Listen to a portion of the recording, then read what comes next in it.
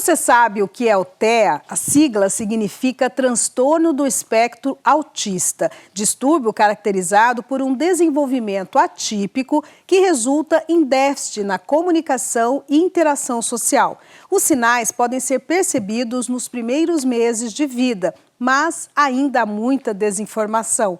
Por isso, o assunto de hoje, na nossa entrevista, é sobre o autismo. E nós vamos conversar com Sofia Figueiró, que é neuropsicopedagoga e está à frente do 3º simpósio Convivendo com TEA e suas possibilidades. Bom dia, Sofia. Obrigada pela sua presença. Obrigada, Daniela. Obrigada pelo convite. A primeira pergunta é: por que o diagnóstico precoce do TEA é tão importante? Bom, primeiro, porque como ele é um transtorno do neurodesenvolvimento, quanto antes a gente souber que essa pessoa está dentro do espectro, maior as chances e as possibilidades para ela se desenvolver com o menor, vamos dizer, o menor resquício do transtorno possível, né? Amenizando todas as comorbidades, amenizando a sua dificuldade nessa interação sensorial e às vezes até impedindo um comprometimento cognitivo. Quais seriam os primeiros sinais, Sofia, da criança, que a criança dá? Geralmente está relacionado ao contato visual. Isso não acontece em todos, mas é uma coisa que é bem específica do autismo. Não conectar com os olhos, não repetir, por exemplo, a mãe sorri para a criança não repete aquele sorriso. Então é como se ela vivesse num mundo isolado, só dela. Né? Então, desde bebê, a gente consegue identificar alguns pontos, mas isso precisa ser confirmado só lá pelos 3 a 4 anos de idade. E, no caso, existem níveis de autismo? Existem diferentes tipos ou níveis? Existem sim. Nós temos níveis de suporte. Tem o nível 1 de suporte, que é para as crianças, para as pessoas, né, que têm uma preservação cognitiva. Então, o transtorno se dá só no aspecto social e de comunicação e linguagem, não afeta a parte cognitiva. Então, a pessoa entende, alguns profissionais chamam de autismo leve, mas eu não considero nada leve, porque a pessoa tem todas as dificuldades e tem plena consciência das coisas que ela não consegue fazer. Certo. O segundo nível é o nível 2 de suporte, onde ela vai precisar, sim, para desenvolver cognitivamente, especialmente na área de linguagem, leitura, escrita, interação social, algumas questões do condicionamento do dia a dia, então é indicado várias terapias, e o nível severo, que é o nível 3 de suporte, onde ela precisa realmente de muitos profissionais para ela ter uma qualidade de vida razoável. Bom, você falou em muitos profissionais. A partir do momento que a criança, né, diagnosticada, ela deve ser tratada por diversos tipos de profissionais, Sim. É isso? O suporte para quem está dentro do espectro, ele precisa ser multidisciplinar. Porque tem questões de comunicação que às vezes você vai precisar de uma psicopedagoga, de uma neuropsicopedagoga, de uma terapeuta ocupacional, de uma fonoaudiólogo, para conseguir fazer com que aquela pessoa seja alfabetizada, saiba se comunicar adequadamente, para que ela possa ter uma vida mais possível dentro do desenvolvimento típico, vamos dizer assim, né? Que ela não tenha tanto prejuízo no seu desenvolvimento. E na escola, Sofia, como é? Ela deve ser colocada junto com outras crianças ou elas são separadas? Sim, a inclusão é essencial. Porém, precisa ser feito de uma maneira muito assertiva. A gente precisa ter um professor de apoio para aquela criança, dependendo do nível, né, do grau de suporte que ela precisa.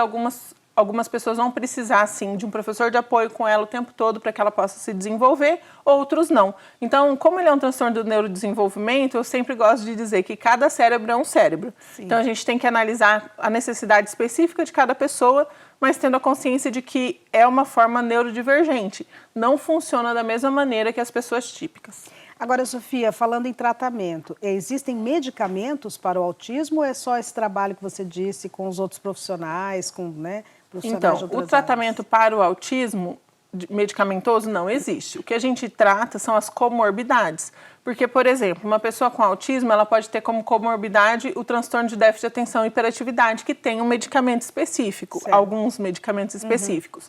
Então, como o autismo não é doença, não tem remédio.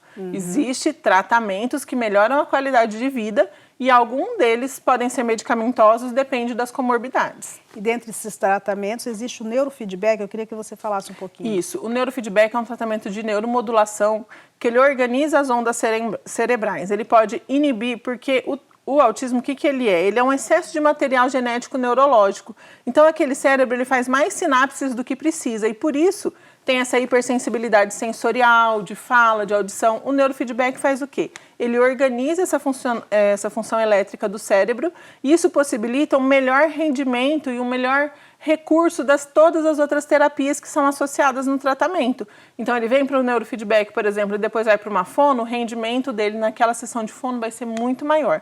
E com o condicionamento operante que a gente consegue estabelecer por meio da neuromodulação, a qualidade de vida e o grau de suporte desse paciente tende a melhorar muito.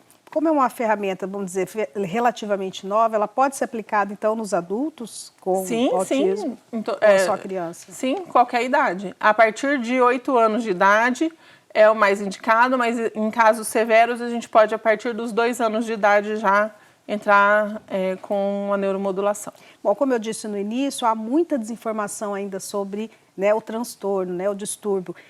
Por isso vocês estão organizando um simpósio agora, esse mês de abril. Eu gostaria que você falasse um pouco o que vai trazer, para quem é direcionado esse simpósio. Essa é a 3ª edição do simpósio Convivendo com TEA e Suas Possibilidades. As 2 primeiras foram online, a gente já teve mais de 600 pessoas participando no Brasil todo dessas 2 primeiras edições. E esse ano eu decidi fazer presencial como uma imersão. Então as pessoas vão passar o dia todo e elas vão ter a possibilidade de conviver com pessoas, interagir com essas pessoas, ouvir as pessoas que estão dentro do espectro e grandes profissionais renomados que trabalham nessa área. Então as pessoas vão ficar das 8 às 18 horas, vai ser na associação médica. As refeições já estão incluídas no valor do ingresso e a gente vai ter profissionais de todas as áreas.